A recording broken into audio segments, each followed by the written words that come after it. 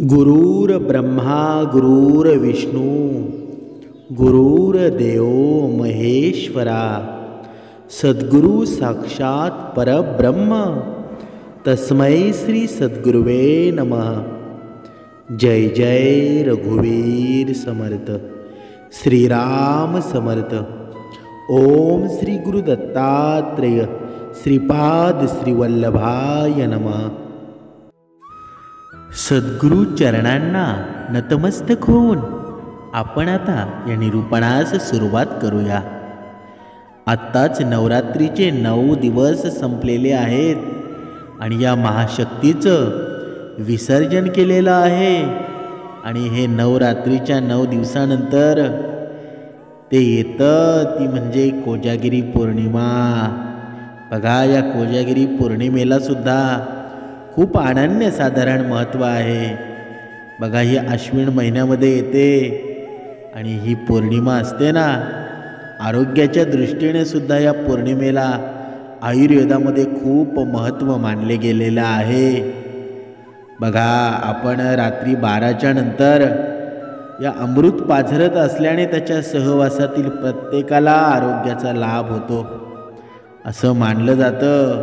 बघा, पूर्ण वर्षभरामध्ये फक्त याच दिवशी चंद्र 16 कलांनी परिपूर्ण असल्याने रात्री हिंदू धर्मात खूप महत्त्व आहे।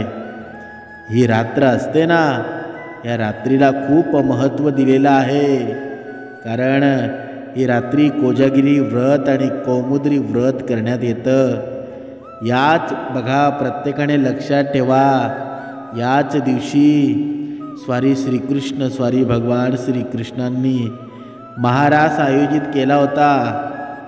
याला खूप अनन्यसाधारण महत्त्व आहे आणि कोजागिरी पौर्णिमेला चंद्र पृथ्वीच्या अत्यंत जवळ असतो आणि त्याच्यामुळे त्याची किरणं असतात ना, ती समस्त जीवसृष्टीकरता अत्यंत लाभदायक असतात। कारण असं म्हटलं जातं की या कोजागिरी पौर्णिमेच्या दिवशी रात्री औषधांचं सेवन केलं ना, की त्या रोग्यास खूप त्याचा लाभ होतो असंही पुढं म्हटलं जातं। समर्थ सांगतात की लंकाधिपती रावण होता।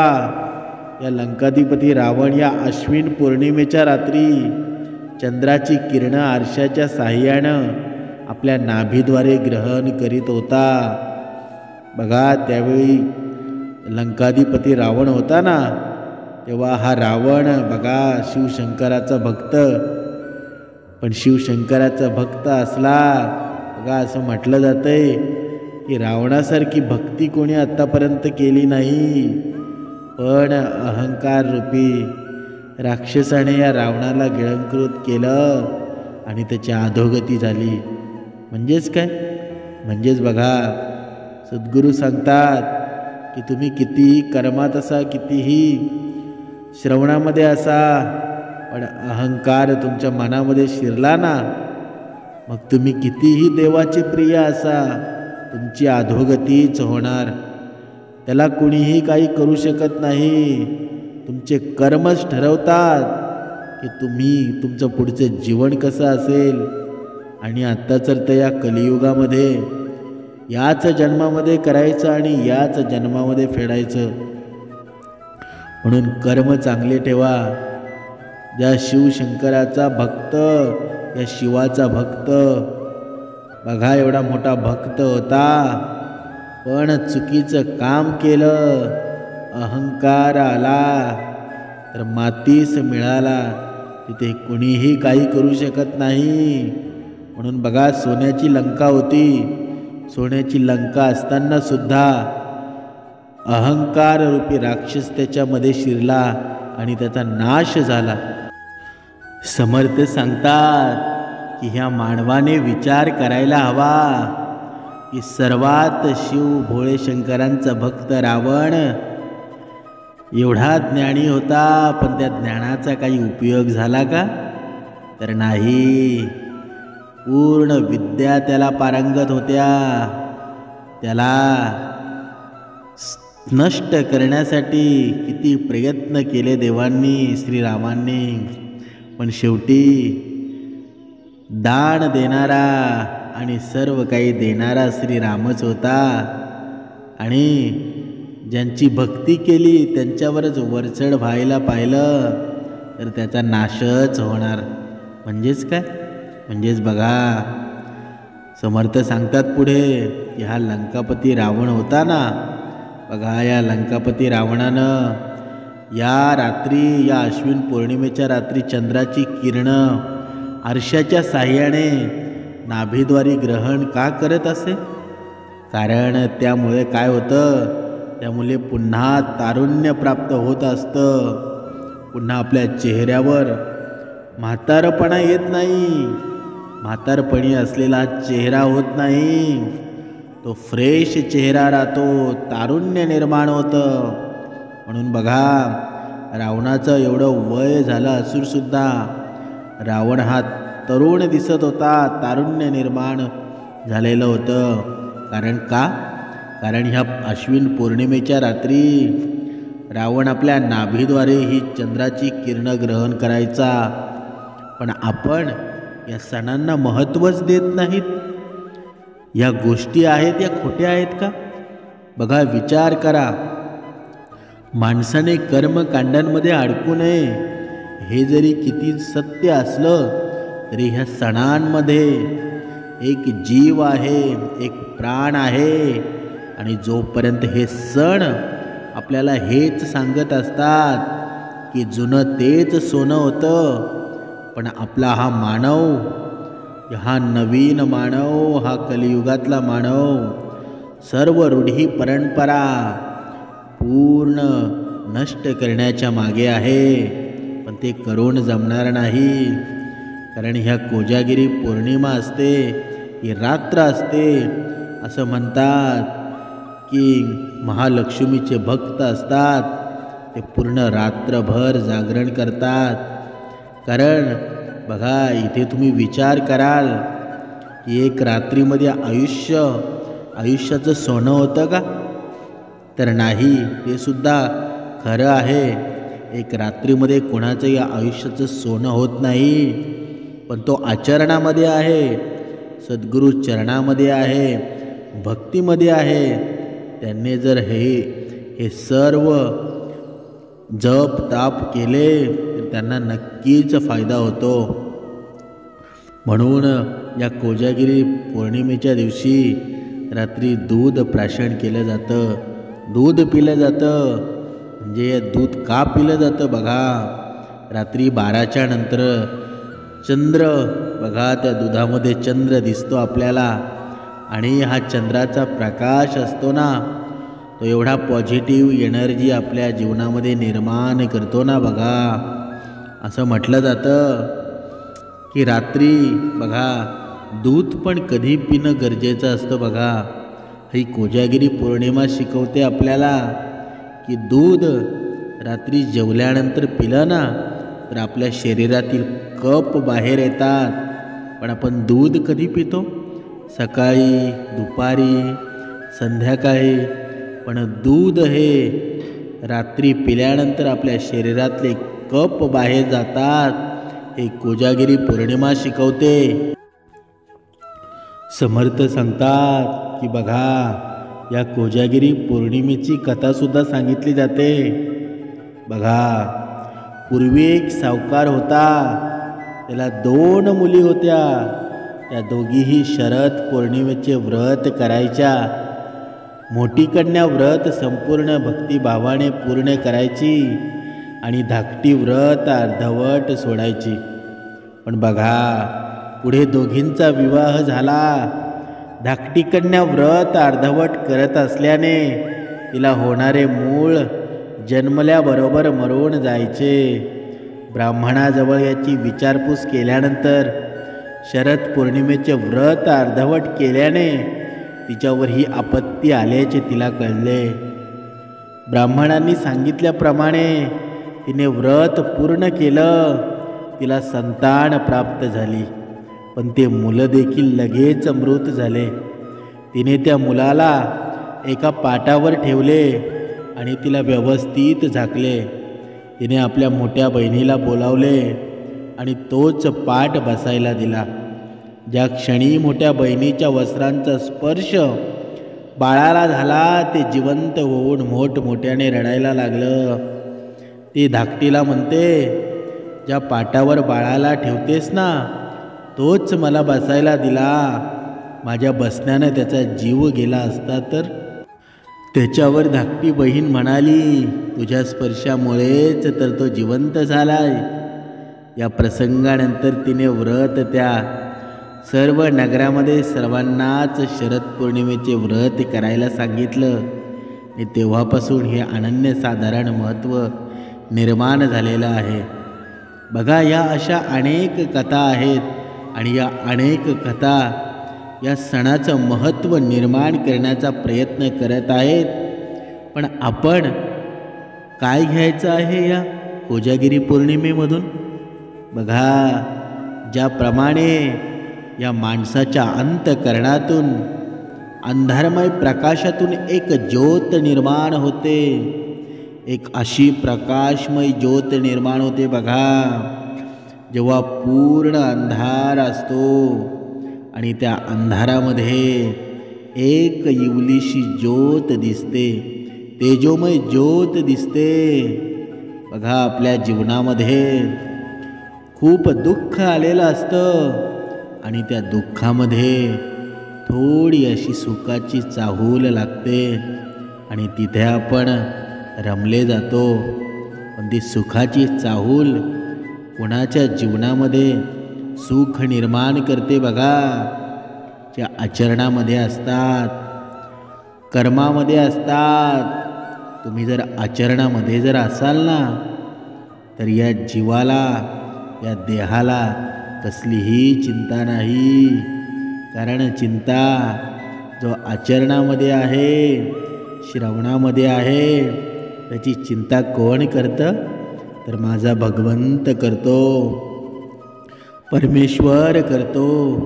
कारण जिथे हरिभजनाचा संग तिथे उभा असे पांडुरंग. माझा देव तिथे उभा असतो. जिथे जिथे राम नामाचा जप चालू असतो ना तिथे माझा परमेश्वर उभा असतो. म्हणून समर्थ सांगतात की ही पौर्णिमा, कोजागिरी पौर्णिमा वर्षातून एकदाच येते. पण माझ्या भक्ताच्या आयुष्यामध्ये ही कोजागिरी पौर्णिमा ज्ञानरूपी श्रवणाने रोज येते, ज्ञानरूपी उपासनेने रोज येते. बघा, जेव्हा पहाटेची उपासना चालू होते ना तेव्हा असं सांगण्यात येतंय की कोजागिरी पौर्णिमेला जो चंद्र असतो, ती ऊर्जा निर्माण झालेली असते ना, ती ब्रह्ममुहूर्तावर आपण उपासना करतो ना त्या वेळेला ती शक्ती, कोजागिरी पौर्णिमेची शक्ती निर्माण होते. बघा, हे सर्वांनाच माहीत आहे की नाही माहीत नाही. पण कोजागिरी पौर्णिमेच्या दिवशीची जी ऊर्जा असते ते चंद्राचं चांदणं असतं. त्या चांदण्याची शक्ती असते ना, ती पूर्ण शक्ती ब्रह्ममुहूर्तावर उपासना जर केली ना तर ती आपल्यामध्ये निर्माण होते. आणि हीच शक्ती, हे निर्माण करण्याचं कार्य स्वतः परमेश्वर करतो. म्हणजेच काय? म्हणजेच या भक्ती मार्गामध्ये कोजागिरी पौर्णिमा रोजच साजरी होते, पण या देहाला कळत नाही. बघा, समर्थ पुढे सांगतात, हे मानवा, ही कोजागिरी पौर्णिमा या दिवशी लक्ष्मी ही प्रकाश आणि सौंदर्य, नशीब आणि संपत्तीची देवी आहे. यश मिळवण्यासाठी या लक्ष्मीची पूजा केली जात असली ना तरीही ती कामात उदासीन असलेल्या आणि केवळ संपत्तीच्या रूपात हव्यास असलेल्या व्यक्तीसोबत राहत नाही.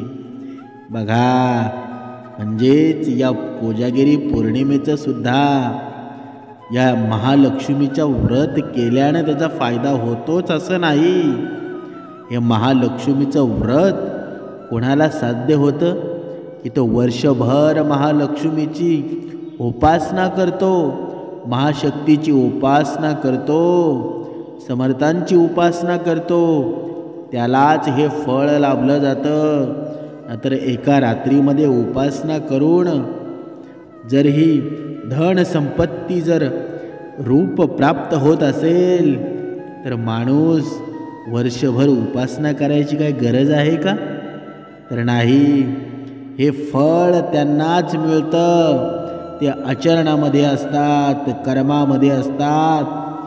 म्हणजेच बघा, स्वतः महालक्ष्मीला सुद्धा हे आवडत नाही की तुम्ही वेळ आल्यानंतर जागे व्हाल आणि वेळ संकट आल्यानंतर माझा लक्ष्मी माता धाव असं कराल. तर असं करून जमत नाही. असा भक्त मला नको आहे की तो संकट आला तर माझं नाव घेईल.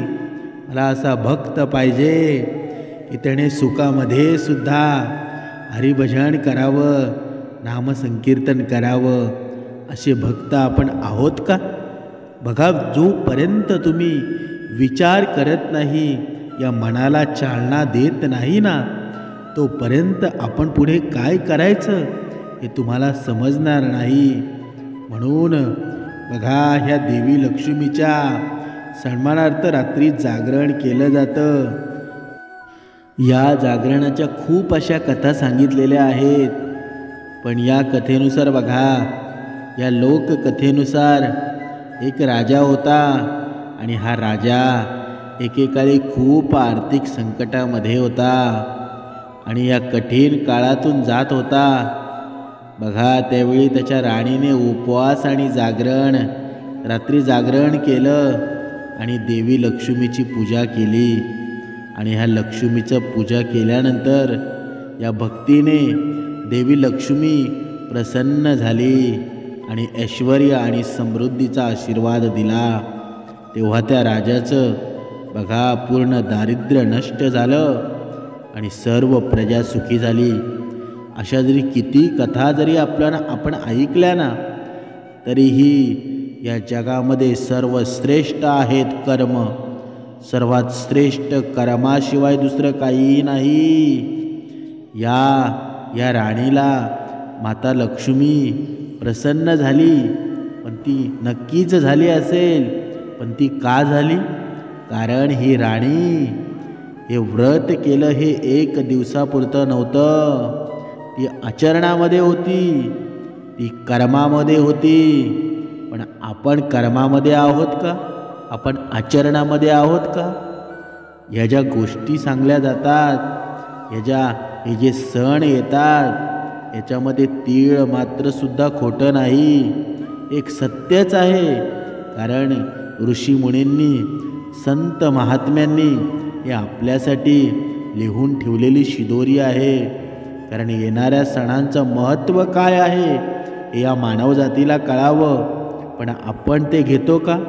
तर नाही. बघा, आजचा या कलियुगातला मानव काय विचार करतो की बघा, आता नवरात्र होऊन गेल्या, नवरात्रींमध्ये 9 दिवस चप्पल घातली नाही, आणवणी पायाने फिरत होता, 9 दिवस अन्न खाल्लं नाही, तसाच उपवाशी राहून झोपत होता आणि त्याचा परिणाम या शरीरावर झाला आणि 9 दिवसानंतर परत आपण आजारी होतो. म्हणजे याच्यात भक्ती झाली का? तर नाही. ही अधोगती होण्याचं कारण आहे. जर तुम्हाला या भक्ती मार्गामध्ये लागायचं असेल तर प्रत्येक दिवस आणि प्रत्येक रात्र ही 9 रात्रींसारखी वाटायला हवी. नुसतेच 9 रात्री करून या जर जीवाला सुख लागत असेल ना, तर मग येणाऱ्या पूर्ण वर्षाचं काय? म्हणजेच बघा, आपण ही कोजागिरी पौर्णिमा, या कोजागिरी पौर्णिमेच्या दिवशी एक रात्रीमध्ये व्रत करून तुम्ही सुखी होणार आहेत का?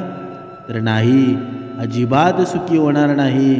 कारण हे व्रत करण्यासाठी तुम्ही अगोदर आचरणामध्ये असायला हवा, भक्तीमध्ये असायला हवा आणि कर्मामध्ये असायला हवं. पण आपण आहोत का याचा तुम्ही विचार करा. आणि जे आहेत ना त्यांनी नक्कीच हे व्रत करावं. कारण या व्रताचं कोजागिरी पौर्णिमेच्या दिवशीचा हा चंद्र असतो ना, जो आचरणामध्ये आहे, जो सद्गुण विचारामध्ये आहे, त्यांनी या चंद्राचं दर्शन घ्यावं. दुधामध्ये हा चंद्र पाहावा आणि तो दूध प्राशन करावं, तो दूध प्यावं. बघा तुमच्या जीवनामध्ये कसा एनर्जी निर्माण होते, पॉझिटिव्ह एनर्जी निर्माण होते.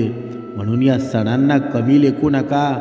हे सण खूप महत्त्वाचे आहेत, पण ते ज्यांच्यासाठी महत्त्वाचे आहेत ते सद्गुरू आचरणामध्ये आहेत, भक्तीमध्ये आहेत. परमेश्वर कुठे आहे त्यांना माहीत आहे. या पूर्ण संसारामध्ये, ब्रह्मांडामध्ये अशी जागा नाही तिथे माझा परमेश्वर भरलेला नाही. सगळीकडे माझा परमेश्वर आहे. हे ज्याला कळालं ना, तो कर्मकांडांमध्ये अडकणार नाही. म्हणजेच हे सण आजचा मानव कर्मकांडांमध्ये घ्यायला लागला आहे. पूर्ण वर्ष क्रूर कर्म करायचे आणि सण आल्यानंतर धार्मिक व्हायचं.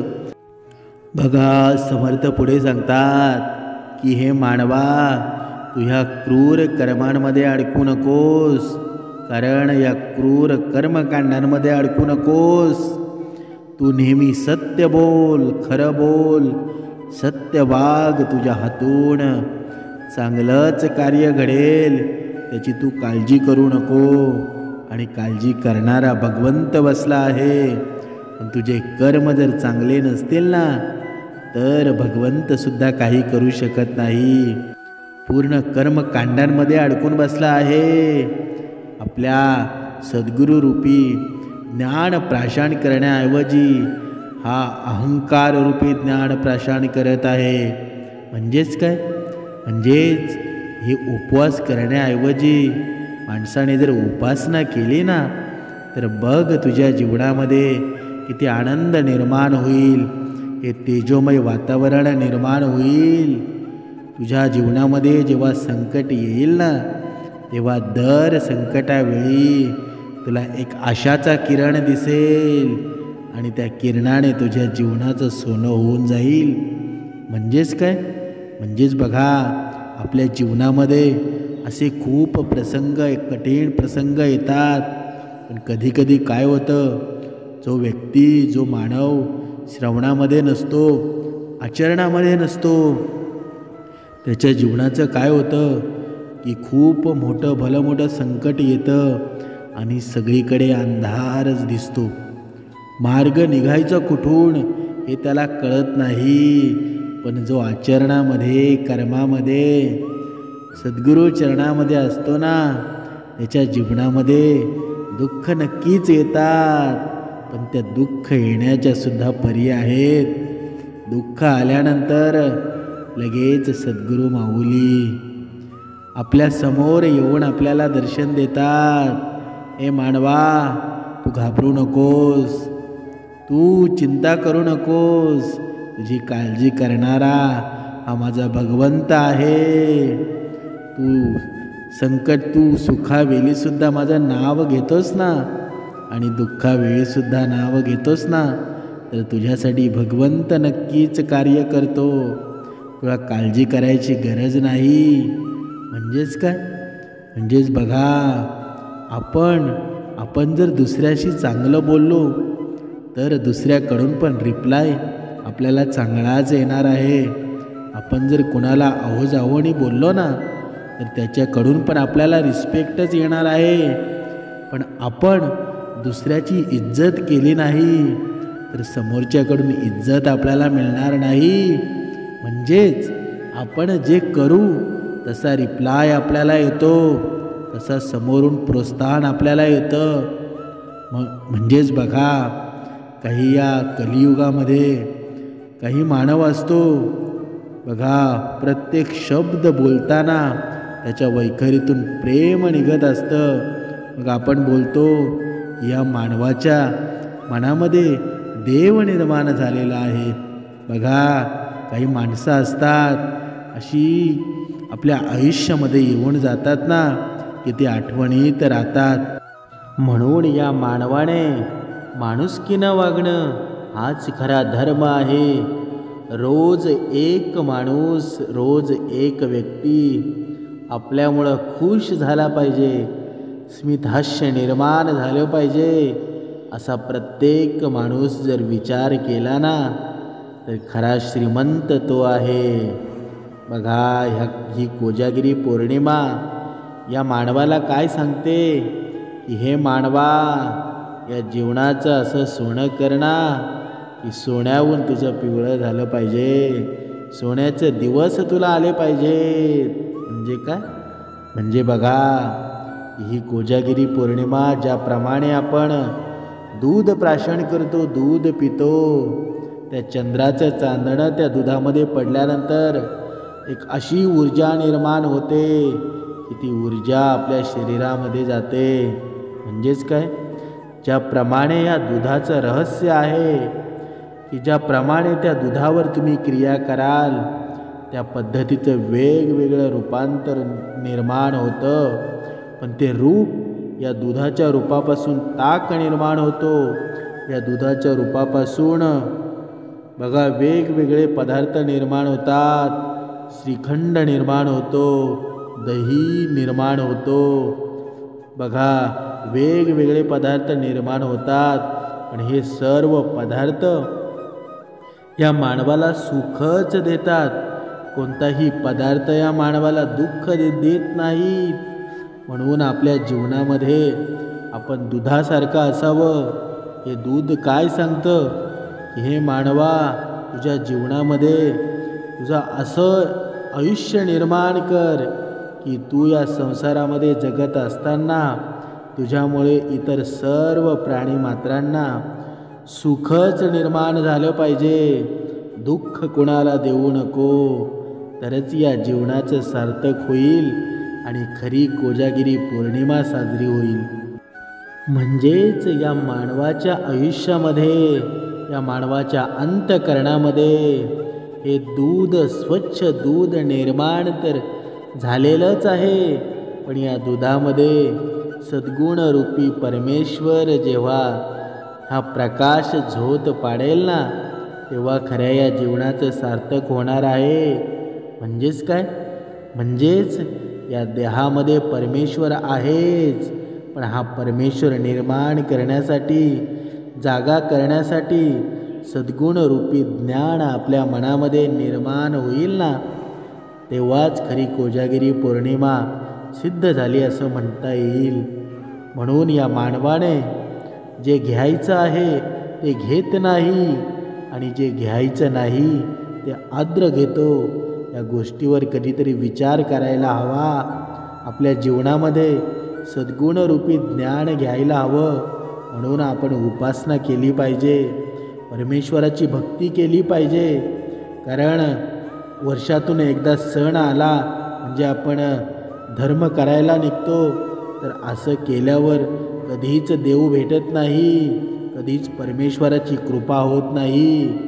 त्यासाठी वर्षभर रोज आपण या कर्मामध्ये असायला हवं, भक्तीमध्ये असायला हवं, तरच याचा फायदा होतो. जय जय रघुवीर समर्थ.